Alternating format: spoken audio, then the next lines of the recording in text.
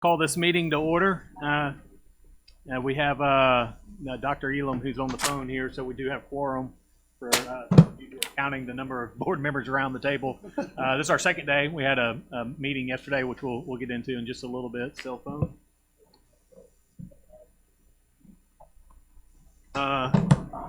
That this meeting is being live streamed. I've asked Mr. Bailey to lead us in the Pledge of Allegiance and Mr. Franklin to do our invocation. So we'll do that. Stand with me, please. Salute. Pledge. I pledge allegiance to the flag of the United States of America and to the republic for which it stands, one nation, under God, indivisible, with liberty and justice for all. Bow with me, please. Our gracious Lord and Master, we come to you today with grateful yet humble hearts and spirits, asking again, dear Lord, for your guidance, your direction, and your blessings upon the proceedings of this day. And Lord, we should never hesitate to give you thanks and the glory for the great things that are going on in this state for our young people. We thank you for the privilege of serving and being a part of that. But we're so thankful, dear Lord, for those who every day touch those children who come into those classrooms under that type direction and guidance. So we give thanks to you for the blessings that you've bestowed on those children and all the other 500,000 children that are served in classrooms across the state. Continue to bless us and forgive us of where we fall short and fail you. These things we ask. Amen.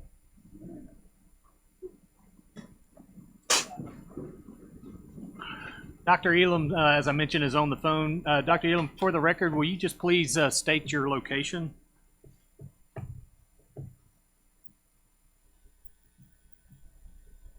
Dr. Elam? Yes, you want me to state my location? Okay, I'm at the Capitol Hilton, 16th Street in Washington, D.C. Okay. We'll move to approval of the minutes from the May 9th board meeting. You should have a copy of those in your binder here. I need a motion and a second. Move. Second. Motion and a second. Any discussion? Hearing none. All those in favor signify by saying aye. Aye. Any opposed? Okay. Motion carries. We'll move to the approval of the agenda. Again, in your binder here in front of you. Are there any additions or deletions to the agenda? If so, I'll entertain a motion to do so now. Okay. Not hearing any. I'll move to the consent agenda. Are there any items on the consent agenda that members would like to pull out for discussion? If so, I will entertain a motion to do so now. Okay. Not hearing any. Then we need a formal adoption of the agenda as is. So I need a motion in a second. So moved. Second. Second, any discussion? Hear none. All those in favor signify by saying aye. Aye. Any opposed? No. Motion carries. With that, we'll go to the recognition ceremony.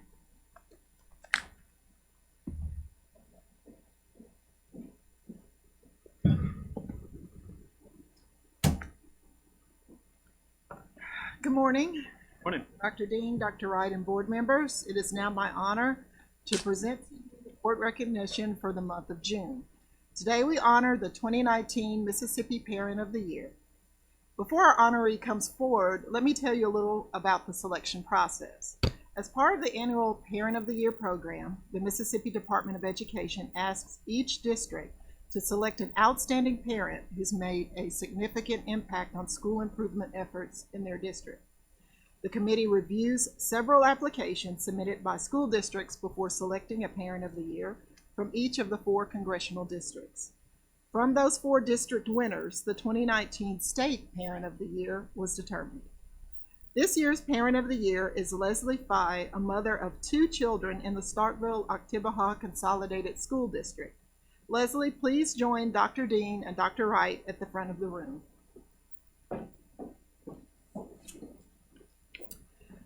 Nominated by the school district as a fierce champion for every student, teacher, and family in the district, Leslie's infectious energy and enthusiasm are fueled by her passion for public education.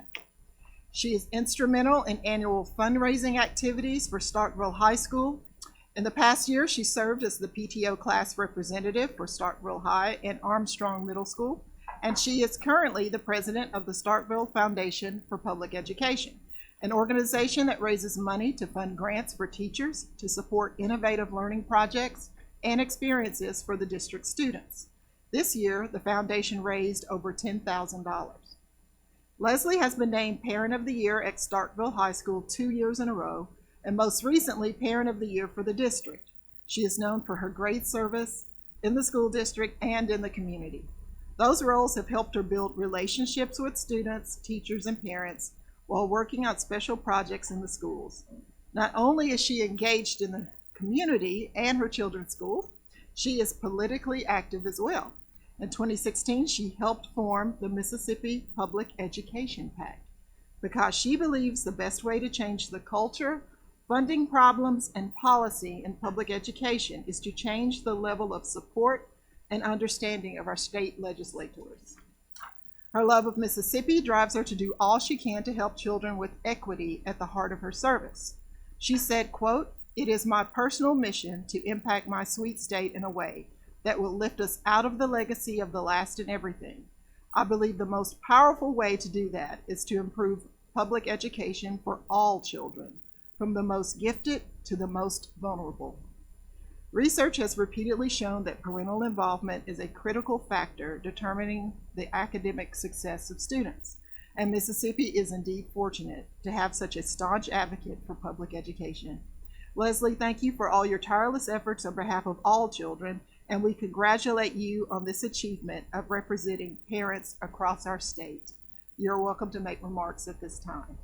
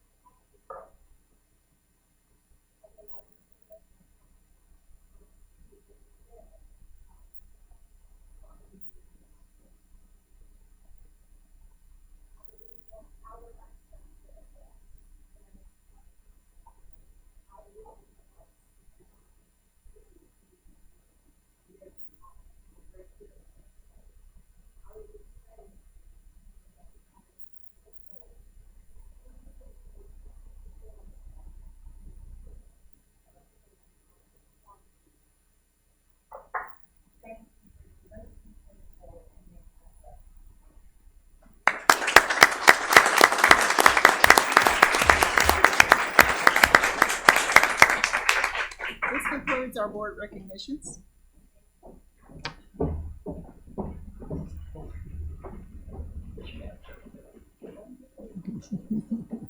I don't want to be obnoxious, but I would like to point out that Dr. Passant was trained in the Clinton schools. And that's why good things are happening in Starkville.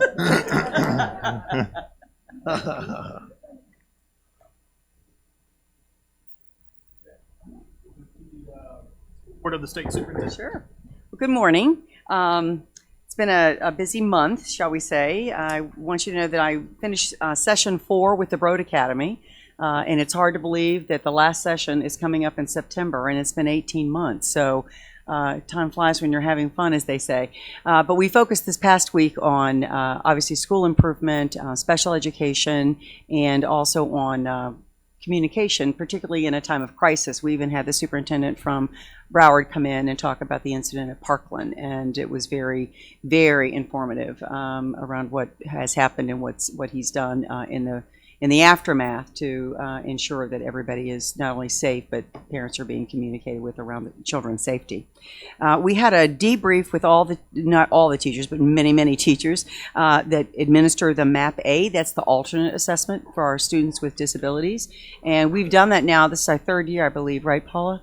Yeah, and each year the teachers keep coming in and telling us that it's just getting better and better. So we take all of their feedback, Questar comes, listens to their comments, and then goes back and then makes the changes that the teachers feel that are needed. I was also on a webinar conducted by the Grant Makers for Education and the Council of Chief State School Officers. The whole focus was on our early childhood strategies, as well as our partnership with Kellogg, and Kellogg was also on that call as well. Pete Smith and I spent a day in Atlanta. The governor's office had called and asked for us to come over to speak not only to his staff, the lieutenant governor's staff was there. We had a representative from the Foundation for Excellence in Education flew in for that meeting. A lot of nonprofits, very much of an interest in what is happening in Mississippi. We're getting the great gains that we're getting, and Georgia wants to know, how do we make it ours? So we expect a lot more visits from them coming into our state, because they now want to come in and meet individually with teams inside. So the good news is we're visiting with a lot of people, and a lot of people are calling in. In fact, we've got a visit with North Carolina scheduled for August, and we've just received an email from the governor's office in Alaska asking for us to contact with them and possibly even testify before their legislature.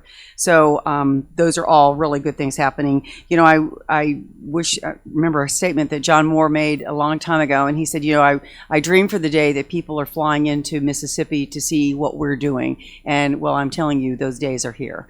And I hope John's listening to this, because I know he'd be very proud to know that a lot of good things are happening across the state, and the nation is looking at us as leaders in a lot of different areas. I want to brief you also on the results of the 3rd grade assessment. This is after, I'm going to ask Nathan Oakley and Paula Vanderford to come up. There's some brief slides for you to see before we do our spotlight. They wanted to share the final results. Well, actually, the final results won't be until after the last retest, but That's this right. is after We the still first have, two. That's right. One more retest opportunity for the Bring your third grade mic. gate, There you go. as you know. But before Dr. Oakley shares the data with you, I do want to extend an appreciation to all of the academic team and the assessment team that are in the building for their commitment to providing technical assistance to the field and to the parents, because as you can imagine, with the change in the cut for PASS this year, we have had numerous calls from all over the state. So we just want to thank the team for the work that they've contributed. So jumping right in this morning, background information for those that have recently moved or that are maybe new to the board. Literacy-Based Promotion Act passed in 2013, and the real focus of this was to try to eliminate social promotion for students and to focus on instruction in grades K through 3 to ensure those students exit 3rd grade reading at or above grade level. As we know from years of research, there's a significant shift that happens in that 3rd grade year for students with regard to reading. And so in 14-15, students beginning that year had to score above the lowest achievement level in reading to be promoted to 4th grade unless they met one of the good cause exemptions. And beginning with this 18-19 school year, this school year just passed, students had to meet a level 3 or higher on the state assessment to meet promotion requirements. Again, as we've rolled this out across the state, our effort has not just been, well, what's happening in 3rd grade. Right. It's been about what's happening instructionally for students from pre-K, strong pre-K experiences, kindergarten through 3rd grade. And so I don't want us to lose sight of the instructional focus that we put into place with coaching this assessment is the end measure for those years of instruction and the coaching supports and professional development that go on across the state. So for our initial results from this spring, you can see in the blue, the dark blue, the state pass rate in 2017 on the left, 2018 in the middle, and 2019 on the right. You'll see a solid black bar between those second and third grouping of columns. That's because the cut score changed under the law. That law changed in 2016, and it changed with a timeline to happen in the spring of 2019. So you're not getting an apples-to-apples comparison between the first two columns and the third column. We'll show you that in just a minute. But you can see the dark blue, that's our statewide data. The light blue column in each grouping is our literacy support schools. And the yellow column in each one is our SSIP schools. SSIP schools are districts that apply for a state systemic improvement plan grant through the Office of Special Education.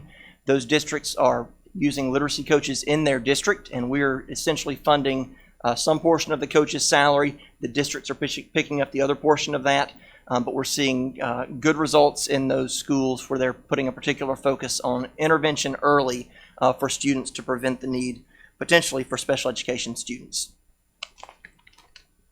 or for special education designation.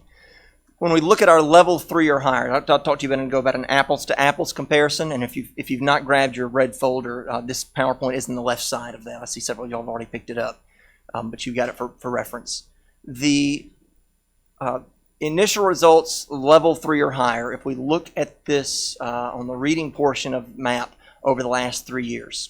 If the cut score had been the same, for instance, in 2017, 2018, and 2019, you can see an upward trajectory from that 69.6% in 17 to the 73.8% in 18, again to the 74.5% on the initial administration in the spring of 19. So when you do an apples-to-apples comparison, we're seeing better results than we have in prior years. When we look at our initial results and first retest results, just from this spring, and this went out via press release last week, again, that 74.5% was the initial admin. After the first retest, almost 83% of our students statewide met that new higher promotion requirement for students in the state. This is a higher requirement than we've ever had before as a state, and almost 83% of our students met that new requirement. So for districts going forward, again, the focus here is not on the assessment. That's the measure at the end of the process. The focus here has got to be on implementation of quality instruction in pre-K through third grade and beyond, particularly for those students who may be struggling.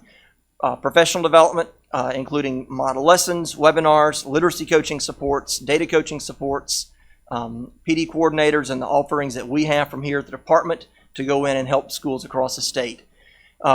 Also looking closely at what's happening in their low-performing schools. A number of schools that have TSI designation have to monitor their implementation of supports for those TSI schools.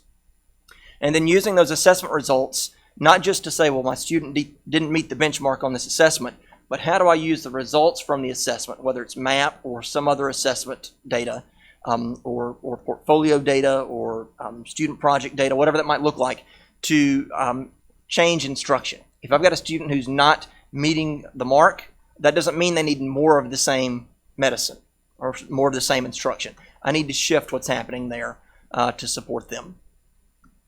And from the department standpoint, we'll continue to provide professional development and supports both for teachers and for administrators, looking closely at how schools, particularly our literacy support schools, are implementing their action plans that are developed by the administrator with support from the literacy coach, looking at expansion down the road of our SSIP coaches and potentially of our other literacy coaches through Literacy-Based Promotion Act funds. And then, as I'd said earlier, we've got to focus not just on the third grade, but what's happening with our pre-K side as well. So there's several grants coming forward for consideration today that are renewals of the Early Learning Collaborative project for subsequent years, as well as expansion of our blended pre-K programs that are supporting in a blended classroom both students with disabilities and general education students together in that peer setting with disabled and non-disabled students in the same classrooms.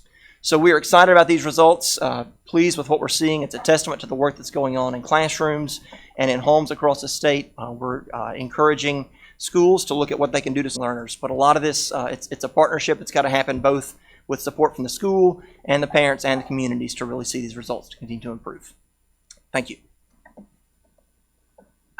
What I would like to see a breakdown of those school districts that had the highest failures of students who didn't pass on that. We've seen some of that, but we haven't seen. And currently, we're working on the 3-year trend data for the bottom 10 districts and trying to when you do an get through in-depth that. analysis of some of the. Probably can name them, but I'd like to see it. So we've already pulled that for the last 2 years, but until we get the second that's retest fine. results, we won't be able to have the full data set for 3 years. And we did push out a statewide report that shows promotion rates or meeting rates for all districts. Right. So we can go back and pull the lowest for you. And as far as we know, outstanding results, by the way. As Yeah. far as we know, the sample size or the testing number is about the same as it's always been, or So the testing size for third grade has dropped slightly consistently with what we're seeing in other grade levels. But the sample size is pretty close. Hats off to teachers and administrators Absolutely. and families across the state. This is really good news for us. Very good news. One other comment before we move on. One of the talking points I got out there when the initial scores were reported, we tried to share the message, and it was obviously a wonderful thing, 75% nearly students, but in the media it was reported 1 in 4 didn't pass, which, that's certainly a news grabbing headline, I suppose, but man, it's so negative. 75% of students did, so I would just implore any of the media who, are watching, let's not let the headline be, the next one be 1 in 5 fail, right? So it should be 80% of our students plus are meeting these standards, and as we continue to increase our expectations, kids are responding. And that's the positive message that I think needs to be reported out there in the media instead of the, 1 in 4 failed. I think there's much, much more positive news out there than that. Thank you for that. I agree. All right. Thank you both. Our spotlight, Tamara, are you going to? All right. Today's spotlight is Girls in Engineering, Math, and Science. And the little acronym is GEMS. Isn't that appropriate? It's an after-school program at Starkville High, which encourages girls to participate in science, technology, engineering, and mathematics, which we know is STEM. And there's 2 programs. One is called BEST, Boosting Engineering, Science, and Technology. And it uses robotics design to inspire students to pursue careers in STEM. And the other is called C-Perch. And it is this is fascinating to me, an underwater robotics program that teaches students to build an underwater remotely operated vehicle. So talk about skills and skill sets that are being developed at Starkville High. We're very proud of them. And they have been competing not only in state, but regionally, and they are routinely in the top of all their competitions. And I want to recognize, obviously, their outstanding superintendent over there. So thank you for being here. We appreciate that. And we also have Denise Adair. Denise, thank you. She is the engineering teacher, BEST, and C-Perch robotics coach. Did I get that right? All right, at Starkville. And Ty Adair, who is the assistant robotics coach at Starkville. So without further ado, let's see what's happening at Starkville High.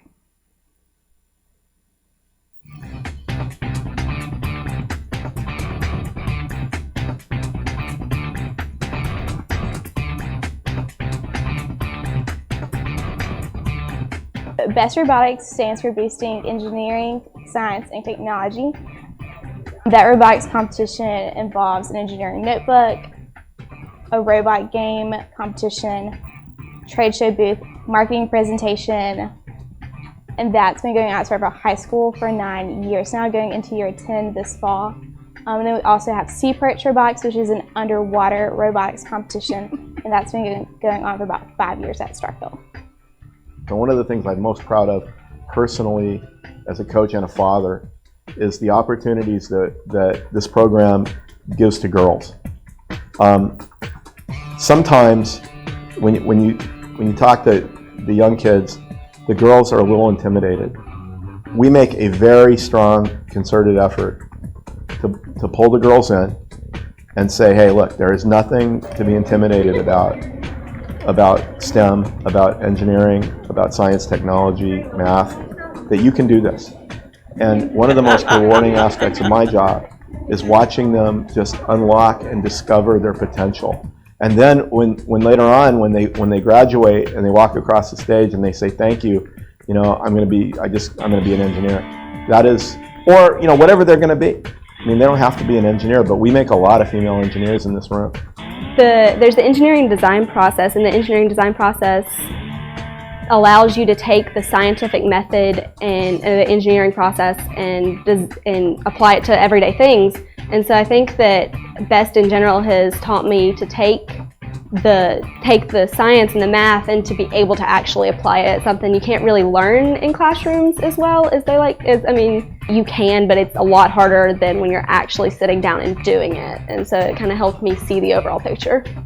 The BEST Robotics program has helped prepare me for college in the real world because I am planning on majoring in STEM. So getting to see the engineering design process and how it takes a lot of trial and error to work through things to create different ideas has really helped me prepare for what I plan to do in the future. This is a life-changing program for kids, and we've seen it over and over just generate a positive impact for the future of a child. We had a girl that came through this program, and when she started as a freshman, she did not want anything to do with math or science. She was afraid of it. And she ended up earning a presidential scholarship to Mississippi State and she's an industrial engineering major right now. She'll graduate next year. Robotics seemed really interesting, and I knew some people on the team who really enjoyed it, so I decided to try it out to see if I'd enjoy it too, and I did. Sometimes things won't always go your way, and you'll have to have a backup plan or know how to keep a calm head and still deal with the problem. I enjoy going to the competitions to see our students participate because the climate is like out of this world. The students are competitive, they're cheering everybody on and just watching the leaderboard, and of course we're the best, so we fluctuate up and down as far as the rankings throughout the competition, so the energy is just wild and the kids are really into it. And you see a variety of students. You see students who may seem to slack a little bit in school, and that kind of motivates them to do better because of the expectations with the club. Well, Sea-Perch underwater robotics is a really neat program. It's not the same as BEST robotics, but we do Sea-Perch in the spring, BEST in the fall. Sea-Perch is underwater robotics, so that they will have you will design an underwater remotely operated vehicle to solve a real-world simulated problem, like fixing a broken oil rig that's leaking oil, and you'll have to find a way to design a plug and then apply it underwater and to shut off the valve or whatnot. I just can't say enough how much this is impacting these students, BEST and Sea-Perch, because if I had had something like this when I was in junior high or high school, and someone had told me as a female that I could become an engineer, I might have become an engineer. Don't let anybody ever tell you that you can't do whatever you want to do, is if you're willing to work hard enough. Congratulations. Thank you so much. Thank you for what you do for our children each and every day. We really appreciate it, and thanks for sharing this wonderful program. Well done. I just have a little personal testimony here. Obviously, my full-time job, I'm the president of the Toyota Mississippi plant. So we build things. I mean, we build a lot of things. I know. But look, let me just tell you that we've been sponsoring BEST at Mississippi State as an example for a long time, and this is refreshing. And when these kids get to college and they continue it, I cannot tell you how many engineers we've hired from Mississippi State as an example. So it's paying off. So keep up the good work. You're making a difference. Hey, send them. Let's talk. Thank you. You heard him say Mississippi State. I heard it. And it also, I think, just cost him some money. And that concludes my report. Okay, thank you for that. I just have a little brief report, and let's start off kind of what I've already said already. I mean, you hear so frequently all these, negativity, stories, and believe me when I say, when it comes to education, we have challenges. I mean, nobody's for 1 second trying to insinuate that we don't have significant challenges within our public school system. And we come in here every month and we try and address those challenges. But, you see these spotlights every month, and it just really is so energizing. And we had a really special opportunity yesterday to execute a strategy that Dr. Kelly, who couldn't be here today, initiated, maybe a year ago, to add student representatives to the State Board of Education. Something that took us 37 years since the 1982 Ed Reform Act to come to the conclusion maybe we need a student voice.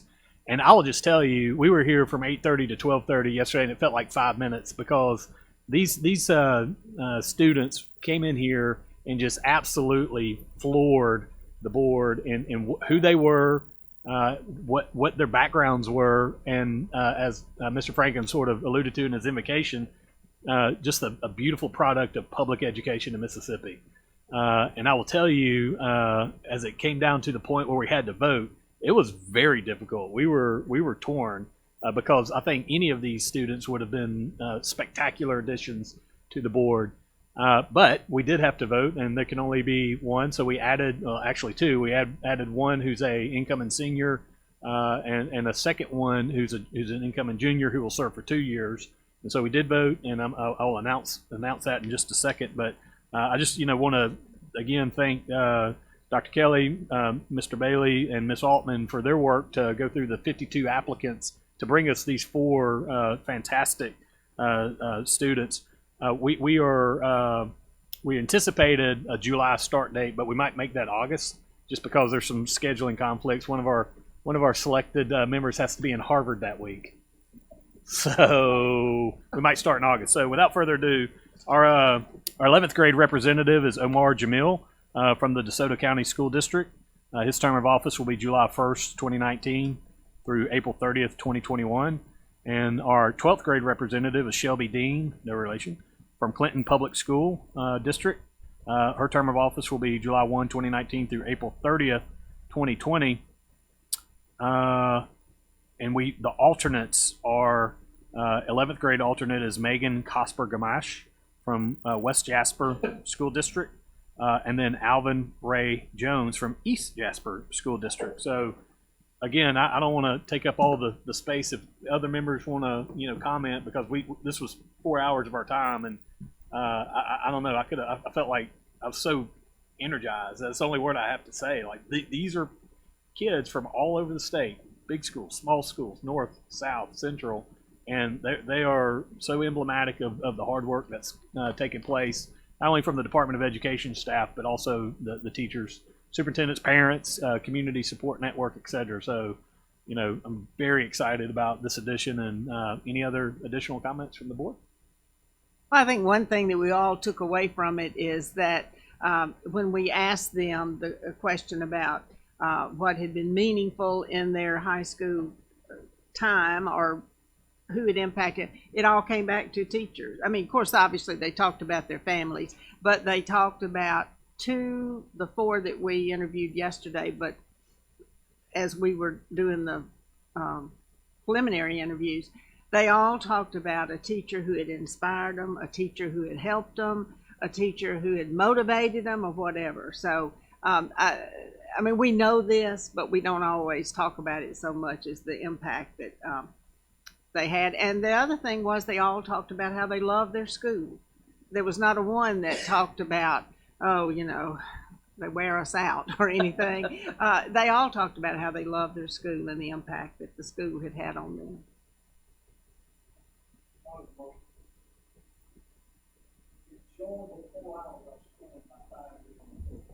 I would agree. It went by so quick. I was like an hour each, but man, I could have cut several hours. I mean, they were so, yeah. It's nice, and it kind of feel like a. Mr. Bailey and I were talking about too how particularly we had one, but they all talked about a bigger picture than what they were seeing. They are thinking globally. I mean, not even within our country, but they're thinking globally. Outstanding. Okay, so that's the big news from yesterday. We also did a review of the budget, and we got iPad training. So we're introducing That's our. right. I'm so proud of this. This is government efficiency at its best. Yeah, I gotta do a visual. This is what I get in the mail. This is what I'll be working with from this point forward. So thanks to the team for putting that together.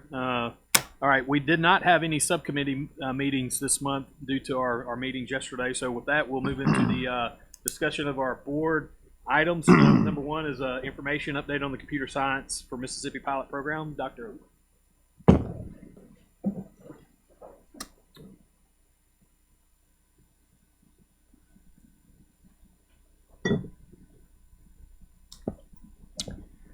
Good morning again.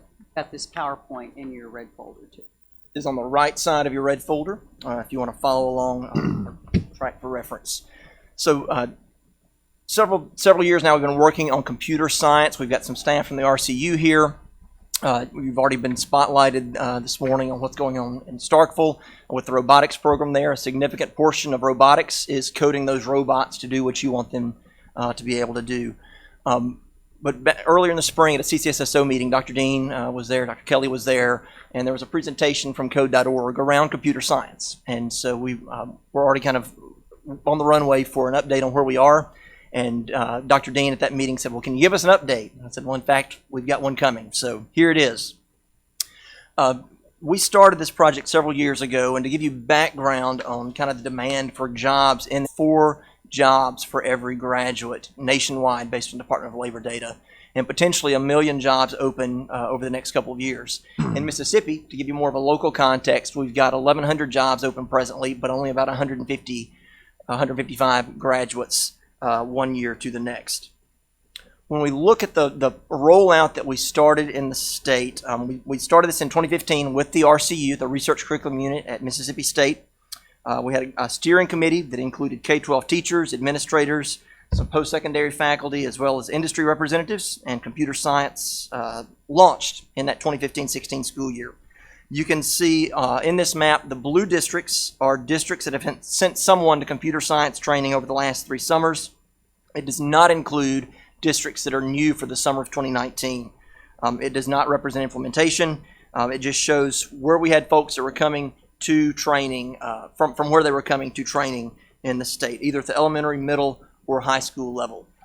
The real goal of this project is a little different from grade to grade. We're trying to roll out computer science across grade levels, elementary, middle, and high school, kind of a continuum of opportunities, and you can see coding at the elementary, middle, and high school. You can see keyboarding at elementary and middle. You can see robotics scattered across elementary, middle, and high school. So it's not as if they're getting the same thing in kindergarten, 1st, 2nd, 3rd, 4th grade. It changes as they move through, and it becomes more complex, more advanced, and more application of the content as they move through.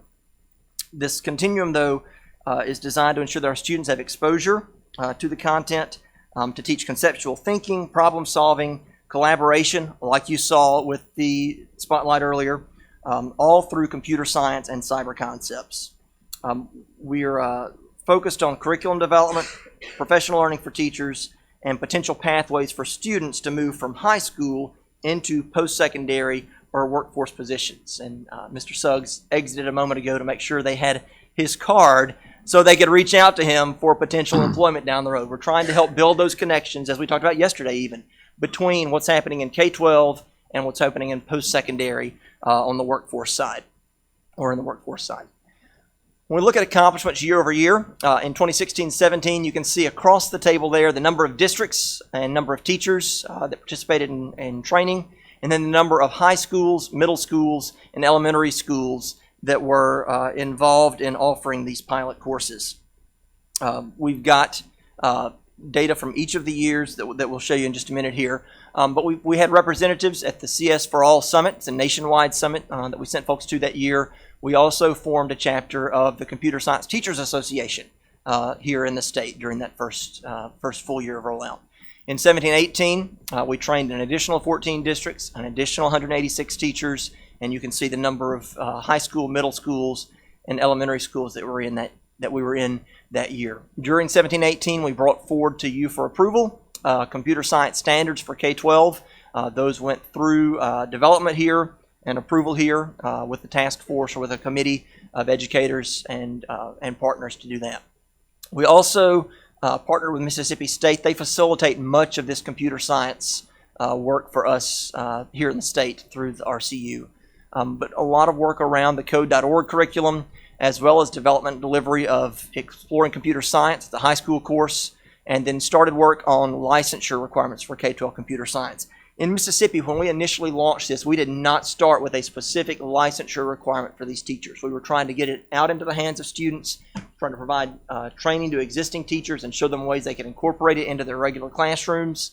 And so we did start in that 17-18 year looking at what the licensure endorsements might need to look like going forward. We also moved in that same year, would note that the RCU was awarded a National Science Foundation grant in 17-18 that was for 3 years to develop additional training around that Exploring Computer Science coursework and to potentially lead to licensure endorsements. As we look at 18-19, we trained in an additional 24 districts, 405 new teachers, and then again you can see the expansion as we move into more and more schools with each year. Mississippi State launched the Center for Cyber Education. It's working and operating there out of the RCU.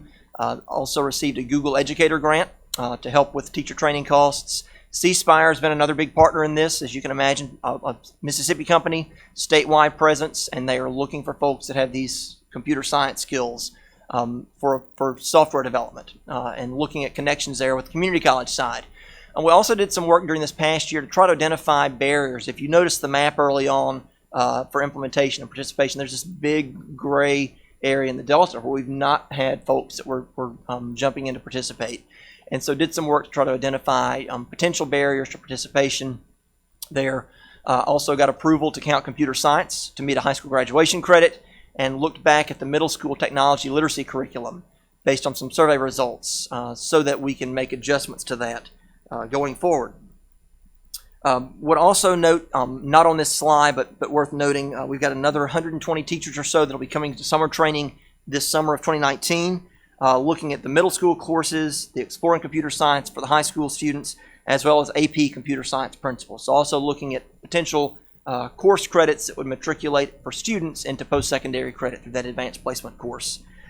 We did launch a survey back in the spring that we'll look at in just a minute. It's going to drive some of our work going forward. But we also spent some time this spring working with C-Spire on recruiting students at high schools and community colleges who may be interested in that C-Spire software development pathway going forward. In March of this year, we did conduct a survey statewide. We had 190 or so folks who responded to this, primarily teachers, about 180 teachers that responded, with about 20 administrators that responded to this survey, looking really at the Exploring Computer Science coursework and the Cyber Foundations coursework. And then from there, we are going to take the recommendations and continue to pilot that curriculum for another year, roll out some additional face-to-face regional trainings, as well as training at the Ms. ACT conference that happens later this summer. And then we'll reissue that March 2019 survey next spring to see about progress being made toward those recommendations. I would tell you that code.org, and this is one of the pieces that came up in the CCSSO meeting that Dr. Dean asked, well, what's our progress look like on these 9 policy ideas? Code.org has put out these kind of 9 examples or 9 sample policies or big ideas around policies for computer science. I would tell you as a state that we have 8 of 9 of these either underway or completed. Okay, as a state, there are very few states. It's like 3 or 4 at the latest count that I've seen that have actually implemented all 9 of these policy ideas. That's the most recent scan I had was from earlier this spring, and it was just a handful.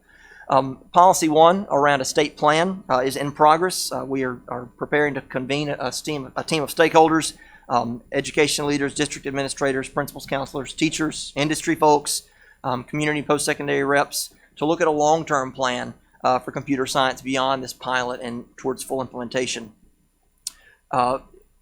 Policy 2 around defining computer science and establishing standards. We have those policies in place. Those were adopted in the 18-19 school, in the 17-18 school year. Those rigorous standards, and those are based on best thinking from around the country on this.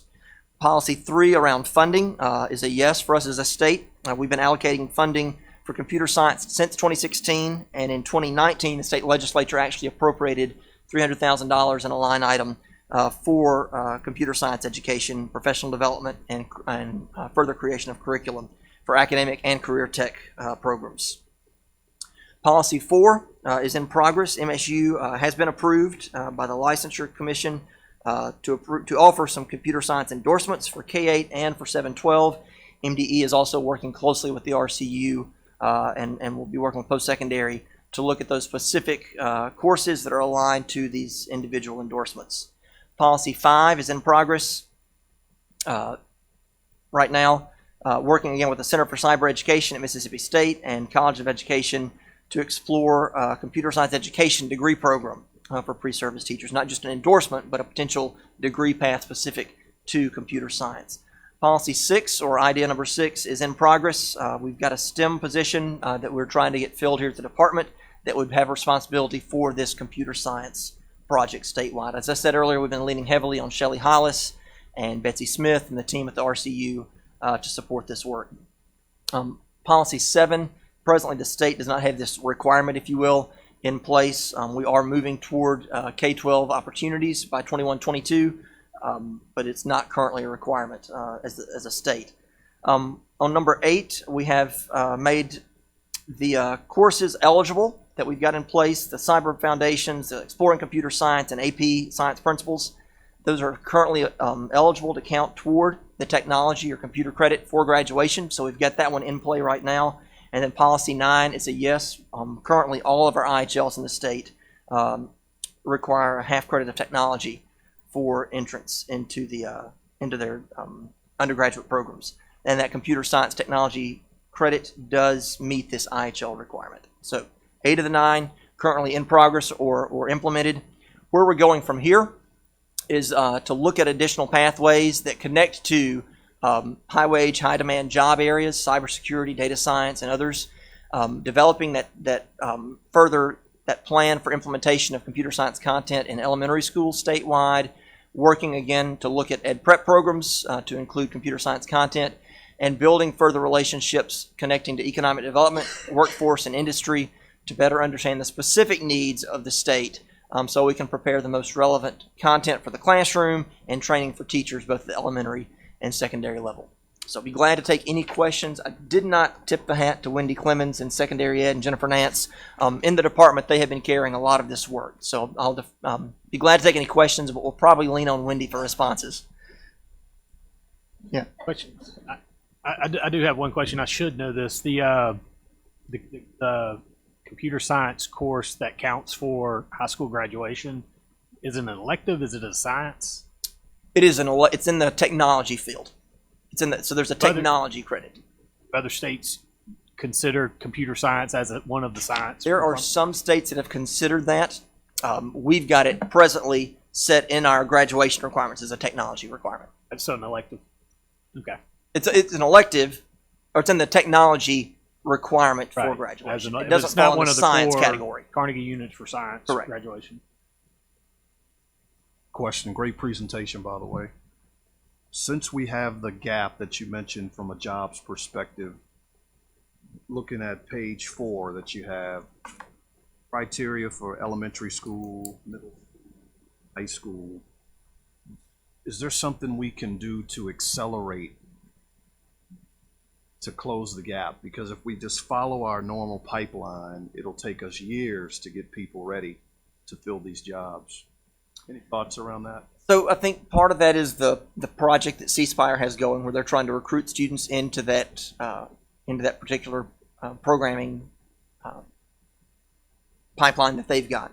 I think another one is these individual categories, elementary, middle, and high school, were new with this computer science launch, and so keyboarding is an area that for a long time was a middle school kind of course that we've now embedded in elementary.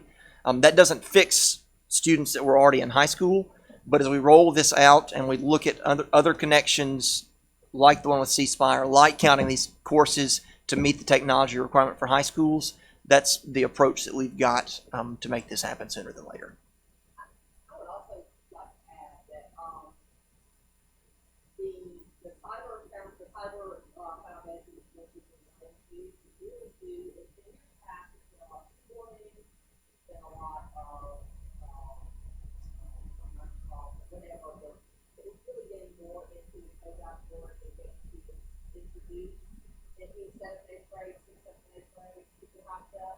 So those kids are going to graduate sooner than our elementary group. And then I know that Betsy Smith is here. The RCU through their cyber, yeah, thank you. They do that does camps for kids, trying to get them involved in computer science. So there are.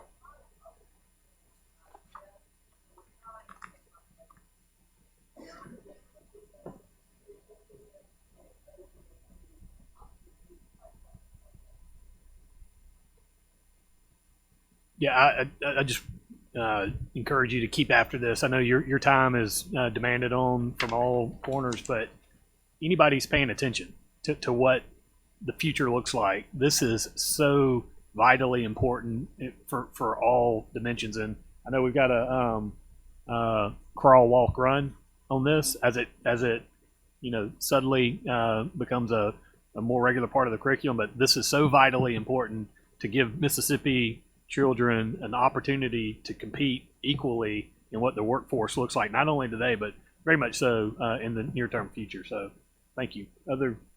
Yes, sir. I would say Wendy touched on the curriculum revisions that have happened at middle school, high school, and so that's a piece that has changed recently that puts us in a better position sooner. And we're also looking, as we've talked with RCU even in the last couple of weeks, about the revision cycle for the materials that are available. As this is a rapidly evolving field, you know that better than anybody. Continuing to keep those up to date. So, point well taken. Thank you. Yeah, you move on. I know that's it for that. We'll move on. Notice we have a couple of visitors here. I just wanted to recognize some of our maybe students. You guys in the front row right here, welcome. Where do y'all go to school? Madison Station. Okay, all four of you. Well, we want to welcome you, ladies. Where do y'all go? Yeah. Very awesome. We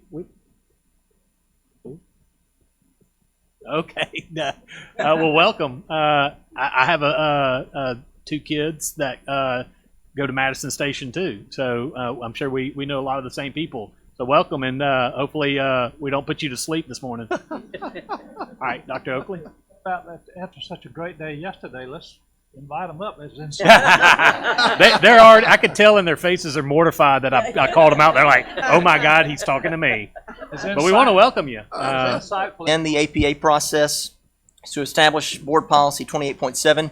If you remember, this policy came forward to you early in the spring, and we went out for APA and got back significant feedback from across the state. And so, based on that feedback, as we do every time as an agency, we look at that and respond to that feedback. We felt the feedback in this particular case was significant and substantive enough that we need to go back and begin the APA process again. So what we've done, this is particularly designed to put some framework in place around our early college and middle college programs, as well as just the districts of innovation in general. What we're doing here is laying out some guidelines that address particularly districts of innovation and schools of innovation that cross or pull in from multiple areas. And a Golden Triangle Early College is one in the Mayhew campus of East Mississippi Community College. There's another one in Vicksburg where they're pulling from multiple schools together. And so this would allow the results from those schools to return to those students' high school of residence. This would give some flexibility and ensure that those students, those sending schools, did not lose the results for those students participating in these programs. It also, though, as we worked through this, we wanted to ensure that when we're putting out an early college program or middle college program, there's some quality to that. And so we wanted to put some baseline pieces in place. So there are some reporting requirements there that we will be looking at year to year, as well as some revocation requirements for a district of innovation or a school of innovation that is not performing well. We do not want to continue to recognize them or continue them in that designation as a district of innovation if we're not seeing positive outcomes for those students. We want this designation to have some meaning. So this would start the APA process. We would garner public comments and then bring it back to you for final approval in subsequent months.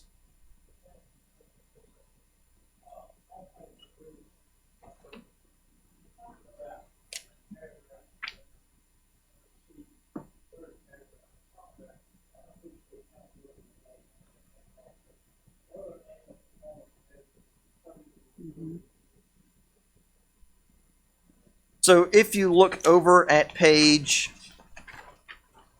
5, we've got some reporting requirements there, particularly for those districts of innovation. We'd be looking at proficiency rates, ACT, SAT scores, grad rate, dropout rate, absenteeism, that kind of information specific for those schools. We also, as a part of some of the information that we gather from them, look closely at students that may be earning an associate's degree or meeting one of the diploma endorsement options. If these programs, those early college, middle college programs in particular, are designed to get students that associate's degree or college credit, we want to ensure that they're actually doing that. Questions? Thank you. Not hearing any further discussion under the Office of Chief Academic Officer, do I have a motion to approve item number 2? Second. Motion with the second. All those, any further discussion? Hearing none. All those in favor signify by saying aye. Aye. Any opposed? Aye. Motion carries. Thank you. Dr. Vanderford will come now and discuss action item 3, bring APA, begin the APA process to revise the business rules of the Mississippi statewide accountability system to include Mississippi School for Blind, Mississippi School for Deaf, early college, high schools, and university-based schools, and to provide for the reporting and available performance measures for these schools, as well as Child Development Center. I will walk you briefly through these proposed changes with the PowerPoint, but it's so short and it's just a summary of what's behind your backup material with item 3 that we didn't print the PowerPoint. The Commission on School Accreditation met on June the 6th in their regularly scheduled meeting, and they approved the proposed revisions to the accountability business rules effective 18/19 upon the completion of the APA process, if you approve today to begin that. The purpose of the proposed revisions is to address the special programs and schools within the state that have not previously received their summative performance classification of an A through F, and to provide for the reporting of available performance data for schools and programs in accordance with federal requirements that may not receive a performance classification. So the first is on your backup material, page 16. We would create a business rule 21.2 to provide for the reporting of the available performance data for Child Development Center. So in a previous approval for APA for business rules, it was established that these Child Development Centers would not get a performance classification of an A through F, but now we're proposing to add a business rule that will state that any available indicator that's available will be publicly reported. Moving on to page 18, we would include or reestablish the business rule 23.2 that was previously in the business rules and excluded, but now we want to reestablish it to exclude the Mississippi School for the Blind and the Mississippi School for the Deaf from assignments of the summative performance classifications of an A through F. But their student level performance measures will be included in accountability data at the district and school of residence. So those students that are enrolled in those schools will have their grades go back to their school and district of residence, the same as with the child development centers or any other programs. Again, with this proposal, all available performance data would be reported for those schools, although they do not receive a grade. Business Rule 23.6 is just a highlight of what Dr. Oakley previously presented in the proposed policy under item 2. And this summary of these business rules will be back up on page 19. It would create a business rule that would address the assignment of performance classifications to early college high schools. And those performance measures, as Dr. Oakley stated, would go back to the district or school of residence for those schools. But again, consistent with the recommendations for other schools or programs not receiving an A through F performance classification, all available performance data available would be publicly reported.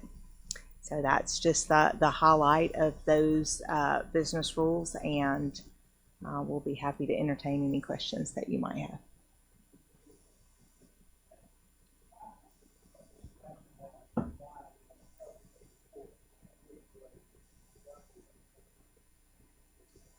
Well, we want parents and educational stakeholders to have the available information to know how those students that are enrolled in those programs and schools are performing.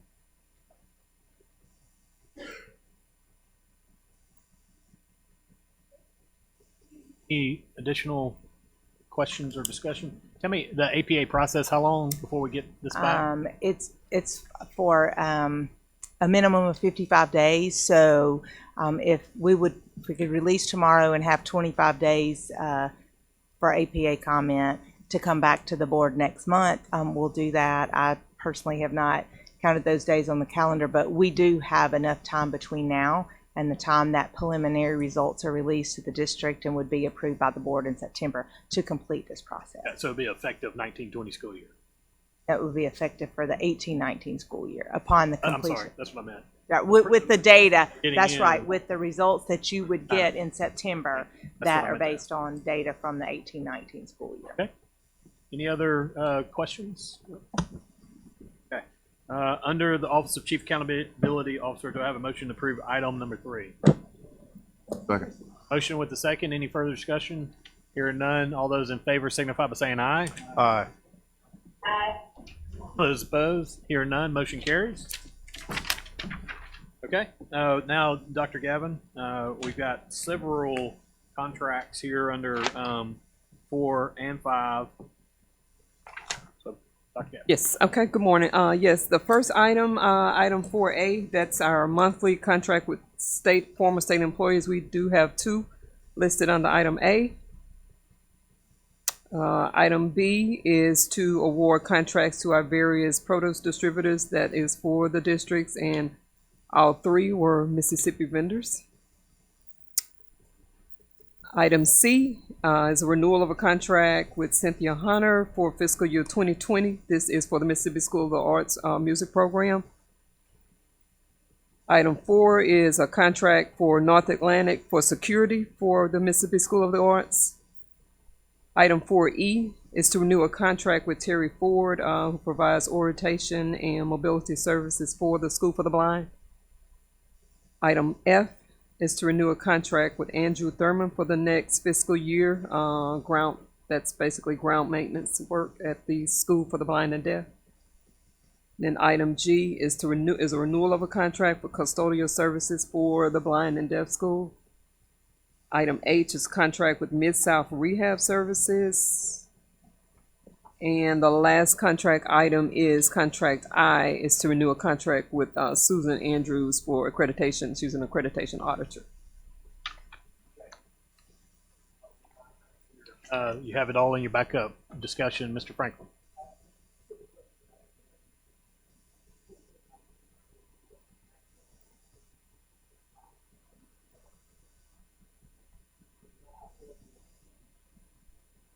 Question will apply to both the contracts and the grants on 4 and 5.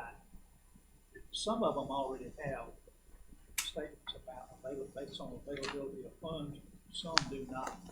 Should we, I'm just concerned if we have these and we vote to say, okay, here's a contract or then the funding doesn't come through. Now, what you may say to me is, okay, we already have our appropriation and that's there, and I would understand that.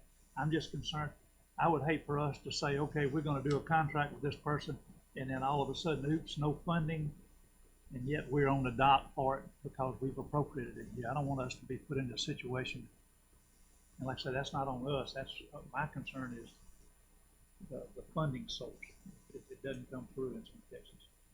Should we Well, have that? We can certainly put that statement on all, but we will not execute a contract if the funding is not available. Hey, I just don't want us to have to come back at some point. I understand your question. So let me maybe phrase it like this. Is there an out clause that this is contingent on the funding so that Absolutely. to this point, things happen, budgets get cut. And Yes, and that's actually in each contract that is dependent upon availability of funds. Okay. Well, there you go. Good question. Yes, ma'am. Other comments? Okay. All right. Any other discussion? Seeing none, under the Office of Chief Operations Officer, do I have a motion to approve items 4A, B, C, D, E, F, G, H, and I? So move. Second. Okay. Any further discussion here? None. All those in favor signify by saying aye. Aye. Any opposed? Motion. Thank you. Motion carries. Then we'll move on to action item 5. Dr. Gavin. Okay, action item 5 is the approval of our grant awards. With the beginning of the fiscal year, we do have several grants coming before you for approval. I can go through those. Item 5A is to award a competitive grant for combined services for the RCUs, the winner of that particular grant. Item 5B is to award a K-3 literacy support grant to various school districts. Item C is to award a competitive grant for nonprofit workforce professional development. Item 5D is to award a competitive grant for a Smart Lab project. Item E is to award our education in residence grants to the Institution of Higher Learning. Item 5F is to award competitive grants to school districts for pre-K programs. Item 5G is to award educating residents grants to our school districts for the literacy coaches. 5H is to grant Mississippi University for Women, that's their for the math and science program, that is their funding for 1920 school year. Renew the grant. 5I is to renew the grant to the University of Mississippi for the Mississippi Teacher Fellowship Program.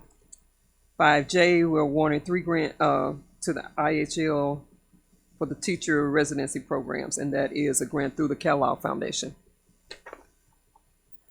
Okay. And we do have one more. 5K is to modify the Early Learner Collaborative Council grants to support our pre-K programs.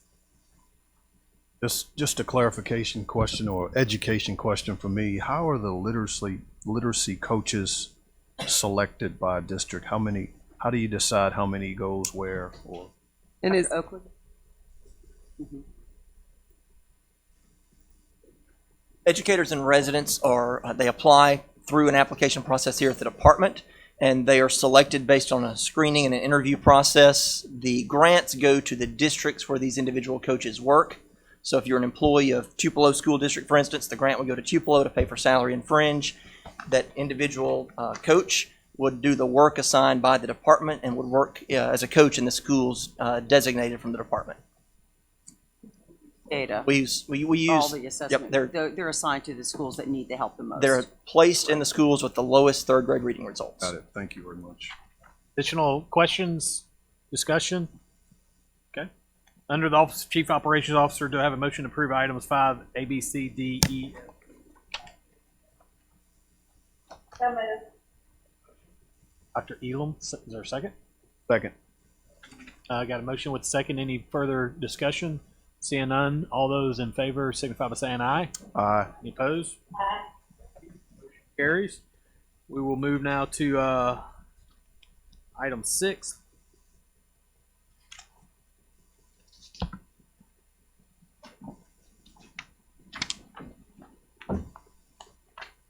Which is information I'm trying to, okay.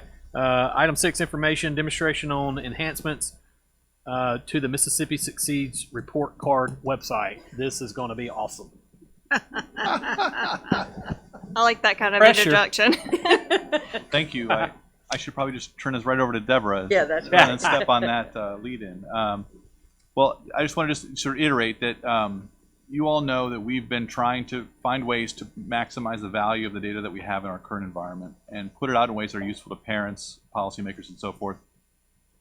And Dr. Wright has presented our quarterly targets to produce these outputs and bring them to you to share them out publicly. So we are here again, and Deborah Donovan is here again with me, who is leading this effort to produce the Mississippi Succeeds report card, and with our latest release, which is anticipation of our big annual rollover for the new report cards at the next, in the fall of this year. So without further ado, I will turn this over to Deborah.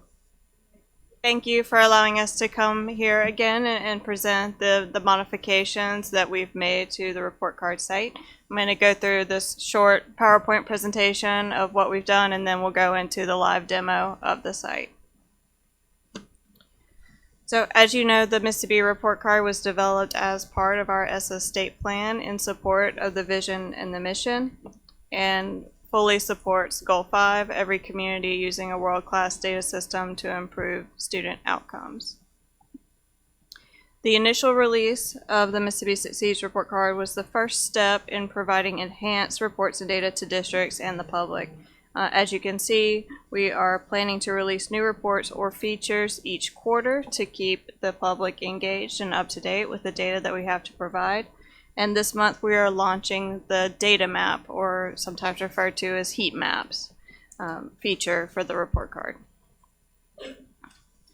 Just an overview of the site and its current state. I presented these stats the last time that we were together, so this is just an update on some of those. We've had over 54,000 people visit the site, over 500,000 page views of the site. Our highest number still of users in a single day was our initial launch date, or the day after, I believe, actually, October 12th, 2018. And we have almost 300 users per day come through to the site, a little less than half of those on their mobile devices.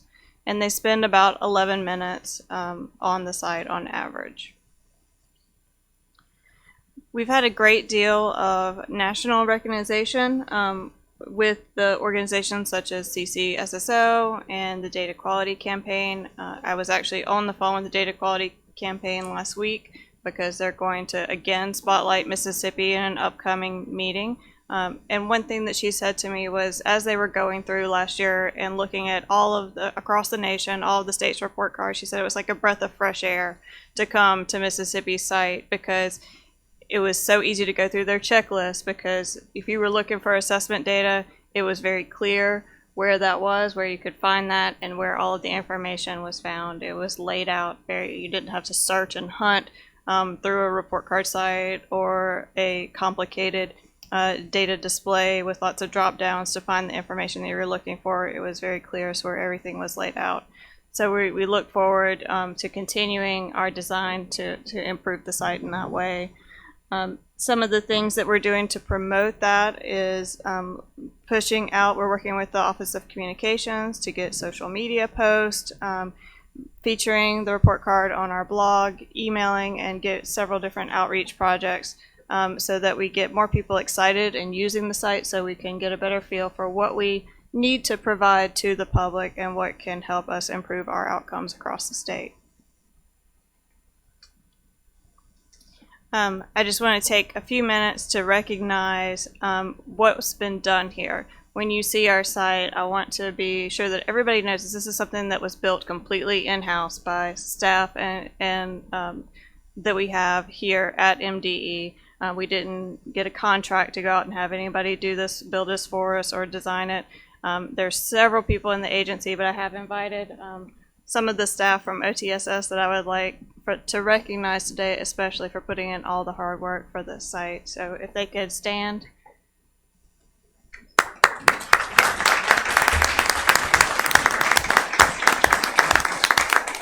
I'm sorry to interrupt, but I just want to make sure everybody understands what was just said.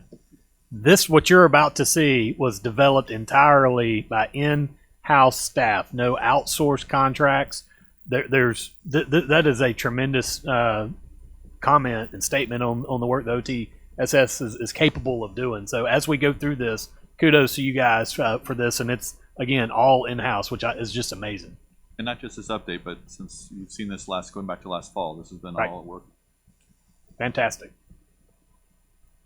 And you can see they're still trailing in because they're always downstairs making sure things are running and making sure, I'm going to be ready to roll when I pull up that website.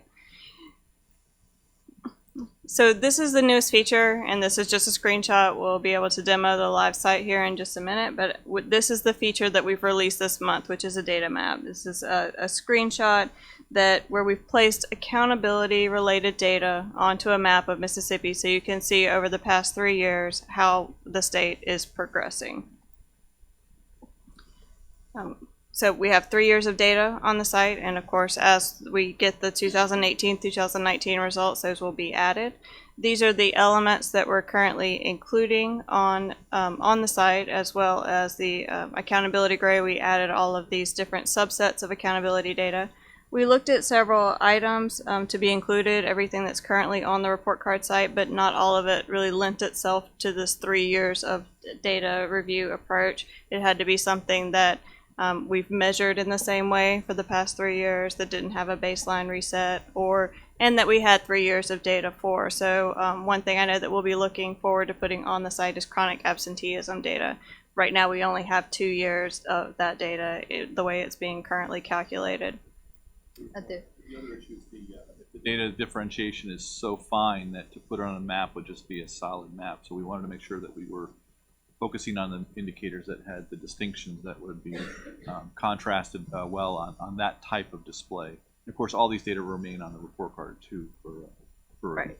Yeah, so when we looked at things like the percent of experienced teachers or some of the discipline data, between districts, that really the variation was only between 5 or 10 points, and we're trying to split things into 5 levels. So we wanted to make sure it was something that was meaningful to display by separating it into 5 different groups to show on a scale. Great. Without further ado. So this is the report card site, as we said, that was built in-house. So now you'll see, and there's a few different ways to get to the new data map, but we've put a big icon right here on the front page. And so you'll see the what is really fascinating is to pick one of the measures, like English proficiency. And I'm going to go back to the year 2015-16 and scroll through the years so you guys can kind of get a visual of how this looks when we're looking at how we're changing over the years. So light to dark. Dark is higher performance, lighter is lower performance. So we're in 15-16, moved to 16-17, and then to 17-18. I mean, it's just apparent, at a glance. So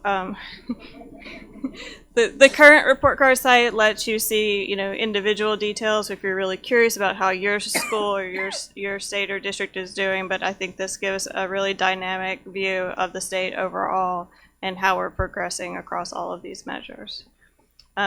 You can also select a particular district or a school from the state, but another thing you can do is click on a district and it'll drill down to that level. And I can even scroll in further to see how these individual schools or districts are performing within the state. And you see, as I move my mouse over one of these schools, it's going to tell me what the actual value was here over the side. And if I want to know more, I can click on the report card link there, and it's going to take me to that school's report card page so I can see all the detailed information. And you see we've added a link to go back to the data map from each report card page so you can see the information again, and it will take me right back into that. So, any questions or comments about what you would like to see added to the site or for the future? Oh, sure. Sure. Idea of what all is available. Yep. So we have grade, the overall accountability performance. We have math proficiency, English proficiency, U.S. history, and science proficiency. We have the college and career readiness measure, acceleration, and our graduation rate. And all of those are available for 3 years.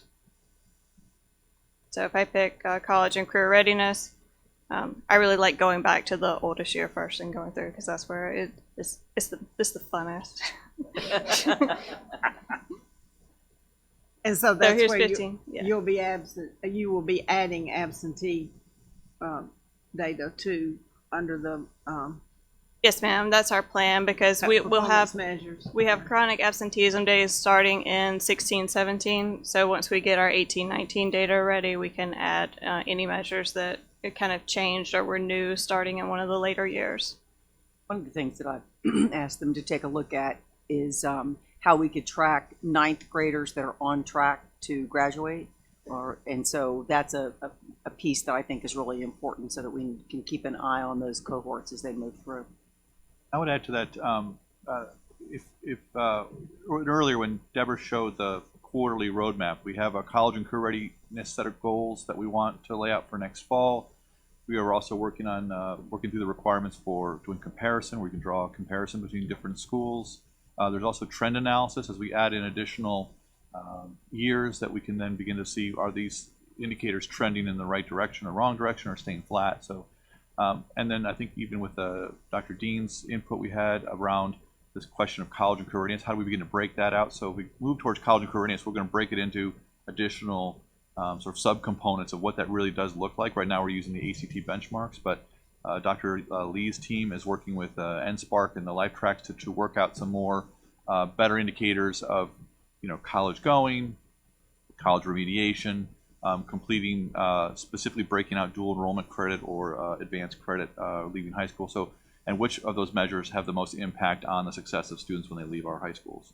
So there's a lot of analysis that's going on behind which indicators best to display, as well as on how to re-engineer, or not re-engineer, but rather add additional features. And then I'll come back later to sort of some of the back-end stuff that we're going to be working on with the MSIS. So, I'm sorry, I was going to let you go ahead.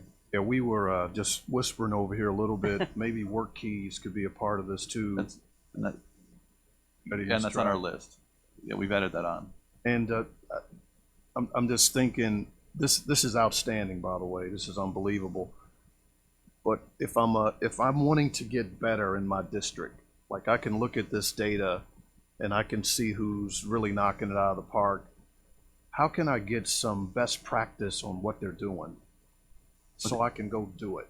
I think part of that is going to be, and we've been having conversations around this, and there's still a lot of requirements gathering that we're doing, but a key piece of that is who is a similar district or who is a similar school to us, so we can find who's outperforming us or who's outperforming the average. So if people are beating the odds or they're showing success where we've struggled, part of it will be obviously trying to connect people to where you have exemplars or models. The second piece, of course, you'll be tapping into other parts of the organization to bring out the analysis regarding the content or the intervention or the TA or the other improvements that are being made. So this is going to be open up a broader conversation around school improvement and so forth. Go to one of the schools like you had up before. It doesn't matter which one you clicked on. It doesn't really matter. Like, you clicked on it and it showed contact information and everything. Oh, yes, on the report, card. Sorry. Yeah, it would be nice when you clicked on that school. Like, what do they do so well that they could share with everyone else? As an example, some benchmark. Yeah, I don't know. Yeah, so that's probably further down the road. So it is a little further down the road, but one thing that we've talked about is showing change over time. So is this, when you look at a school or a district, once we get multiple years of data loaded into the report card site, it's being able to say, is this a district who's trending upwards, or are they kind of level?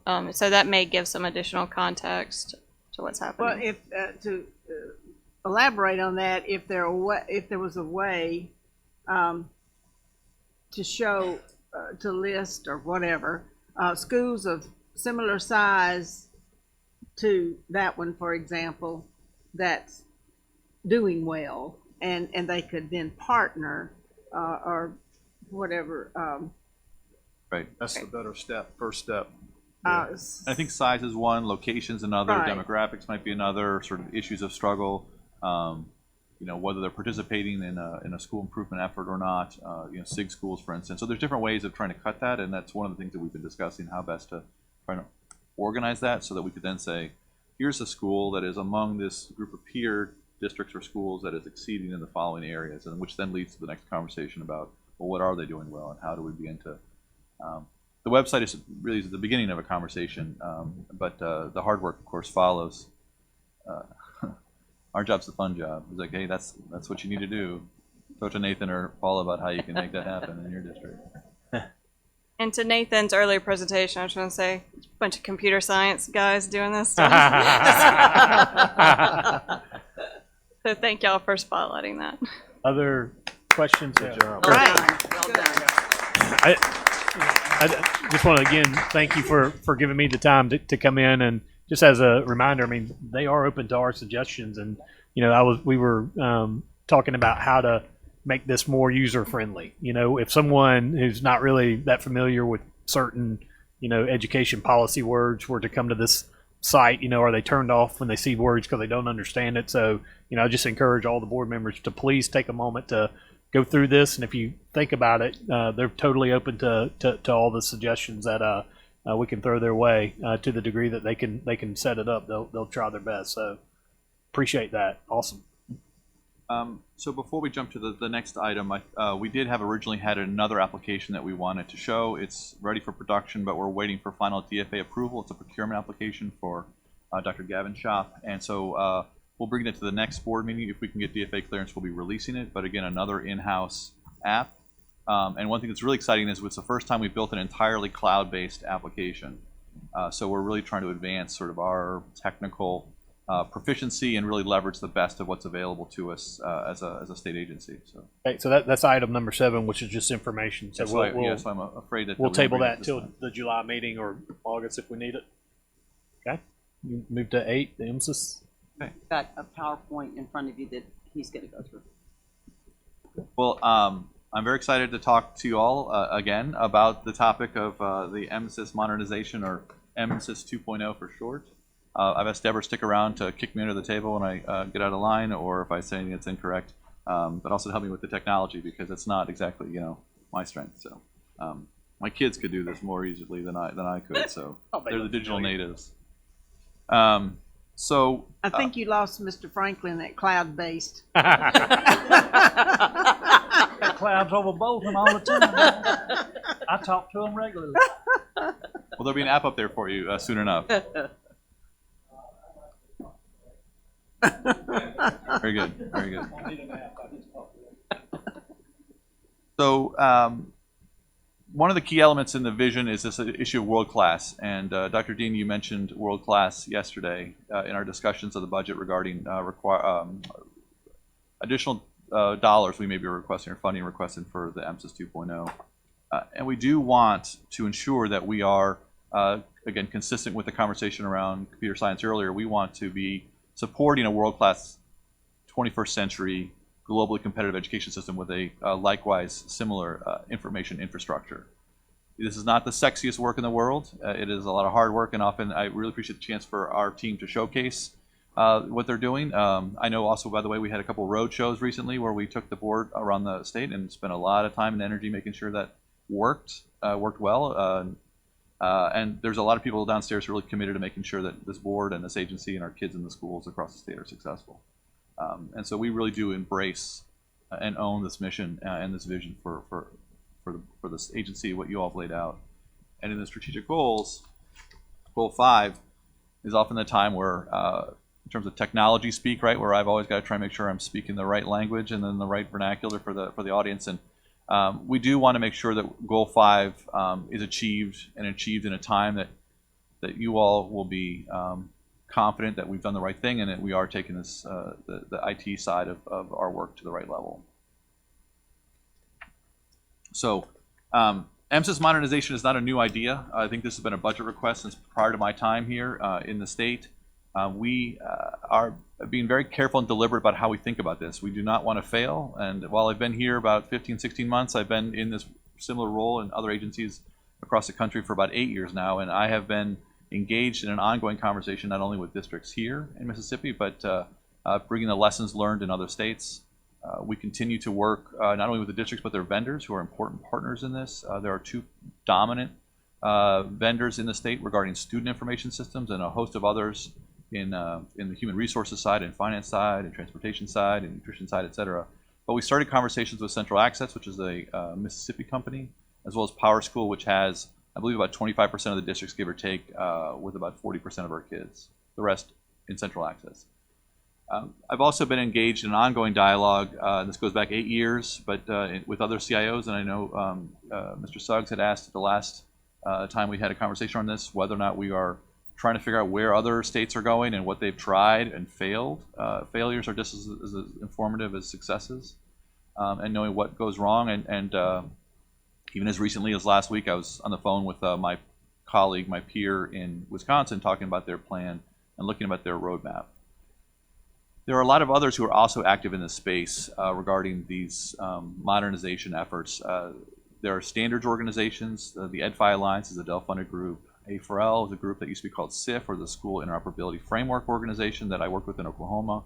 And then the Common Education Data Standards is the federal initiative to try and help states figure out how to make their systems talk to one another and simplify and streamline federal reporting to take that burden, really reduce that burden for the state agency as well as the local communities. And then lastly, there are a lot of vendors who are in this space. It is an interesting dynamic world of IT companies that are trying to support states and districts in the education space. And we've been talking pretty heavily with them in the last 12 months, trying to figure out when the opportunity arrives in terms of the funding that has just been appropriated to begin the work of modernizing MSIS. And so I'd like to walk you all through. Stop if either I say something that is not English, or if I say something that doesn't make any sense, or if you have any questions at all, just please just interrupt. So what are our goals? In thinking about the system itself, and I'll eventually walk through a sort of conceptual model of our current environment and where we want to go. There's 2 real big ideas. One is that we want to streamline how we get the data. How do we make sure we have good, timely, clean data? So that really means reevaluating, redesigning, re-engineering how data come to us, and how we ensure that the data that do come to us are coming when we need them, as we need them, and that they're correct, or at least valid. There's a difference between valid and true, and so we'll explore that a little bit further as we go. The second big piece of this is sort of how do we manage the data once it arrives in our environment. Part of that is allowing the data that the districts submit to move its way through our environment without human intervention. The more I have a person pull data out, do an analysis, and put the data back in, it does a couple things. One, it slows us down. And the second thing is it breaks the connection between what the districts submit to us and what. My time in the States since 2011, I've often heard, I send you X, but the report says Y. Can you explain to me how X became Y? And if our system isn't automated and transparent, it's very difficult for those conversations to happen. I think even since my time here, Deborah and I have talked with the Superintendent's Advisory on a number of occasions about questions that have come up to say, this report says this, but how does that connect to that or relate to that? So what we really want to do is be able to establish for the districts the ability to submit data, for us to tell them the issues that we see with the data, for them to correct it in their source system, and for those corrections to flow all the way through to a report that they finally would then sign off on to say, yep, that's right. And that's where we get to the truth. The districts agree and attest that this is in fact true in its final form. But the connection has got to be automated and connected so that we never interrupt that to slow it down or to break that transparency. Those are very critical on the inside of our data management world. So if we can achieve that, where we have really easy submitted data, really clean data that's been validated by the districts, and really transparent automated processes, we can begin to really talk about what this means. Immediate advantage is that it spends less energy getting better result, which is, I think, back to Mr. Suggs' question yesterday, right? How do we improve this, our return on investment? How do we get a better result from what we're putting in? The second thing it does is it then should translate then energy at the district level to help support locals who are either submitting data, validating data, or using data in the classroom. So if we can turn the IT resources, the technical resources that are currently trying to feed and manage our system to instead become a resource internally to maximize the benefit of data decision making in the classroom, we'll be in a better world. So then what that really means also too, if moving to real time, is that we can then actually begin to have information back to schools, back to teachers, back to students or their families at a time when they can make a change. Sending data back to somebody 18 months after some event happened, or where there was an opportunity to intervene, which is now evaporated, is not very gratifying. If we can instead say, look, we can get this information back to you really quickly when we see there might be an issue. An early warning system is a type of report like this. Hey, there's an accumulation of evidence that suggests this kid's in trouble. Let's do something today or now, versus, hey, look what could have happened when we should have known what was going on in the first place, and instead too late. And then for policymakers, for this board, for whomever, we can begin to plug you all in a real-time way where to have immediate access to the information versus requesting information. The more we can self-service, the more we can drive people to have information at their fingertips, rather than, again, manual processes, waiting for a data pull, waiting for analysis that may not be right, pulling information that may not be helpful. We want to get people much more critically on top of the data that they need when they need it, which is this conversation around the report cards is an example of that, for instance.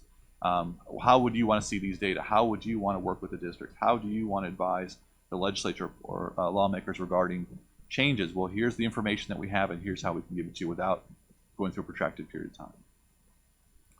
So I'm going to try and walk this through in sort of a visualization of what this might look like, and walk with where our current state is, and to point out a couple pain points, and then return to where we want the system to be in a few years. So this is a little messy, so I'm going to kind of walk you through from left to right. We receive data from districts and from assessment vendors and other outside sources monthly, annually, quarterly, really kind of in an infrequent way. And they come to us either hand-entered or by submitting files to us. Here's a file I've pulled out of my system. I've done something to this file, and I'm going to try to import it or load it into your system, upload it into MSys.